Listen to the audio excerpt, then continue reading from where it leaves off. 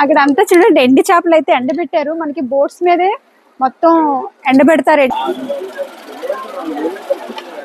అంతా చేంజ్ చేసేసారు. అటువైపు ఉండేది ఫస్ట్ అయితే, ఇప్పుడైతే ఇటువైపు పెట్టేశారు. మార్కెటింగ్ అంతా ఇక్కడ డ్రై ఫిష్ అమ్ముతారు.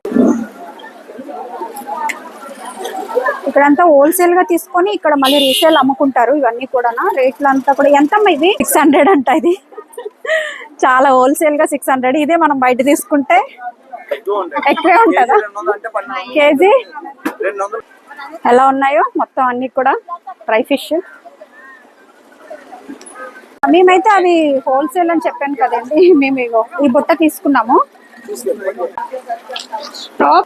రొయ్య పొట్టు ఎంతమ్మా? రొయ్య పొట్టు 300 అండి.